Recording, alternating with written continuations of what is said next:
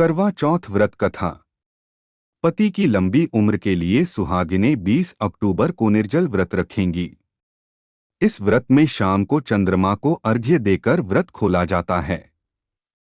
इस बार 20 अक्टूबर को चंद्र उदय रात 7:40 बजे होगा, जिसके बाद महिलाएं चांद और पति को चलनी से देखकर जल ग्रहण कर व्रत पूरा करेंगी। इस दिन कार्तिक कृष्ण तृतीया तिथि दिन में 10:46 बजे तक रहेगी। उसके बाद चतुर्थी तिथि लग जाएगी। इस दिन शाम को शुभ मुहूर्त में कथा सुनकर और मिट्टी के करवे में सीक डालकर चंद्रमा का अर्घ्य दिया जाता है। इस व्रत में साहूकार के 7 बेटों और 7 बेटियों वाली कथा पढ़ी जाती है। यहाँ पढ़े साहूकार के 7 बेटों और 7 बेटियों वाली कथा जरूर पढ़ना चाहिए। तो आइए दोस्तों, कथा शुरू करते हैं। बहुत समय पहले की बात है। एक साहूकार के 7 बेटे और उनकी एक बहन करवा थी। सभी 7 भाई अपनी बहन से बहुत प्यार करते थे, यहाँ तक कि वे पहले उसे खाना खिलाते और बाद में स्वयं खाते थे। एक बार उनकी बहन ससुराल से मायके आई हुई थी। शाम को भाई जब अपना व्यापार व्यवसाय बंद कर घर आए तो देखा उनकी बहन बहुत व्याकुल थी। सभी भाई खाना खाने बैठे और अपनी बहन से भी खाने का आग्रह करने लगे, लेकिन बहन ने बताया कि उसका आज करवा चौथ का निर्जल व्रत है और वह खाना सिर्फ चंद्रमा को देखकर उसे अर्घ्य देकर ही खा सकती है। चूंकि चंद्रमा अभी तक नहीं निकला है, इसलिए वह भूख प्यास से व्याकुल हो उठी है। सबसे छोटे भाई को अपनी बहन की हालत देखी नहीं जाती और वह दूर पीपल के पेड़ पर एक दीपक जलाकर चलनी की ओट में रख देता है।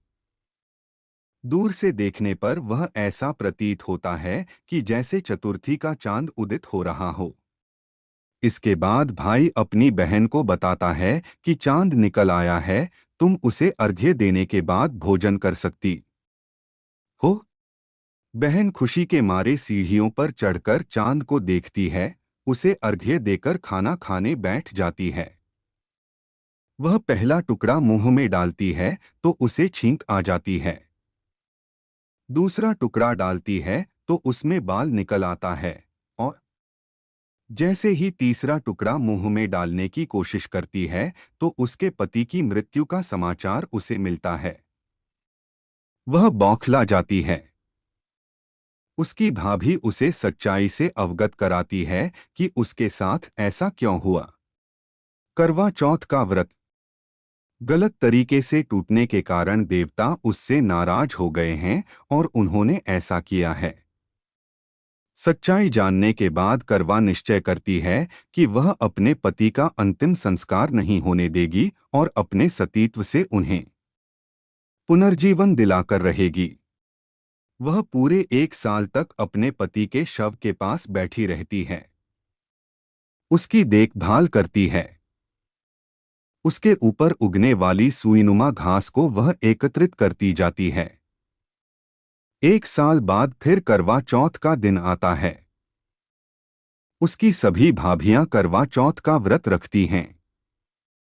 जब भाभियां उससे आशीर्वाद लेने आती हैं तो वह प्रत्येक भाभी से यम सुई ले लो, ये सुई दे दो, मुझे भी अपनी जैसी सुहागिन बना दो, ऐसा आग्रह करती है। लेकिन हर बार भाभी उसे अगली भाभी से आग्रह करने का कह चली जाती है। इस प्रकार जब छठे नंबर की भाभी आती है तो करवा उससे भी यही बात दोहराती है। यह भाभी उसे बताती है कि चूंकि सबसे छोटे भाई की वजह से उसका व्रत टूटा था, आथ उसकी पत्नी में ही शक्ति है कि वह तुम्हारे पति को दोबारा जीवित कर सकती है। इसलिए जब वह आए तो तुम उसे पकड़ लेना और जब तक वह तुम्हारे पति को जिंदा न कर दे, उसे नहीं छोड़ना। ऐसा कहकर वह चली जाती है। सबसे अंत में छोटी भाभी आती है। करवा उनसे भी सुहागिन बनने का आग्रह करती है, लेकिन वह टालमटोली करने लगती है। इसे देख करवा उन्हें जोर से पकड़ लेती है और अपने सुहाग को जिंदा करने के लिए कहती है। भाभी उससे छुड़ाने के लिए नोचती है, खसोटती है, लेकिन करवा नहीं छोड़ती है।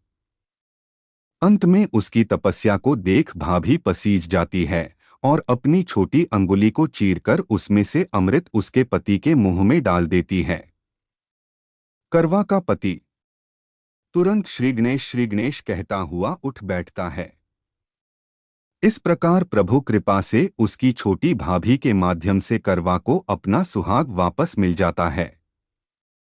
हे श्री गणेश माँ गौरी, जिस प्रकार करवा को चिर सुहागन का वरदान आपसे मिला है, वैसा ही सब सुहागिनों को मिले।